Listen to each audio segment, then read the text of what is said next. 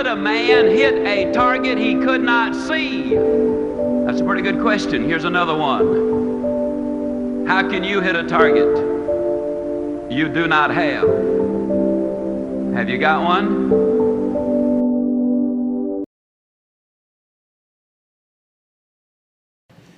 You will fail at some point in your life. Accept it. You will lose. You will embarrass yourself. You will suck at something.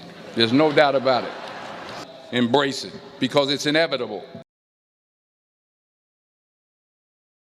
I said, if something, everybody believe it, everybody love it, forget about it. That's not your opportunity. Because when everybody agrees, why this opportunity should be yours? Because a lot of people don't agree with it. And you think this is good. Think carefully and find a group of people working together. And making sure the people working with you together believe the dreams. Whether investors believe in this or not, whether your friends believe it or not, whether your parents believe it or not, that's not important. You believe it, your team believe it, and work day and night on this. I didn't get the job. But here's the thing. I didn't quit. I didn't fall back. I walked out of there to prepare for the next audition, and the next audition, and the next audition. I prayed. I prayed. And I prayed. But I continued to fail, and fail, and fail. But it didn't matter, because you know what? There's an old saying, you hang around the barbershop long enough, sooner or later you're going to get a haircut. So you will catch a break, and I did catch a break. Last year, I did a play called Fences on Broadway. Won the Tony Award. But here's the kicker. It was at the Court Theater. It was at the same theater that I failed that first audition 30 years prior. Well, you used to fit right here.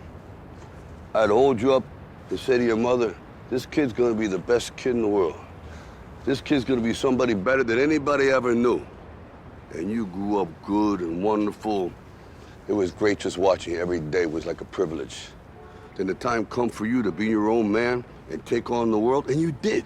But somewhere along the line, you changed. You stopped being you. You let people stick a finger in your face and tell you you're no good. And when things got hard, you started looking for something to blame, like a big shadow. Let me tell you something you already know. The world ain't all sunshine and rainbows. It's a very mean and nasty place, and I don't care how tough you are, it will beat you to your knees and keep you there permanently if you let it. You, me, or nobody is gonna hit as hard as life. But it ain't about how hard you hit. It's about how hard you can get hit and keep moving forward. How much you can take and keep moving forward.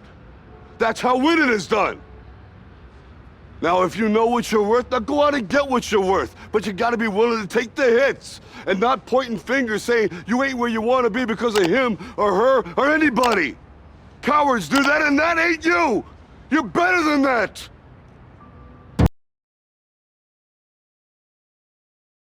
I found that nothing in life is worthwhile unless you take risks. Nothing. Nelson Mandela said, there is no passion to be found playing small and settling for a life that's less than the one you're capable of living. Now, I'm sure in your experiences in school and applying to college and picking your major and deciding what you want to do with life, I'm sure people have told you to make sure you have something to fall back on. Make sure you got something to fall back on, honey. But I never understood that concept, having something to fall back on. If I'm going to fall, I don't want to fall back on anything except my faith. I want to fall forward. I figure at least this way I'll see what I'm going to hit.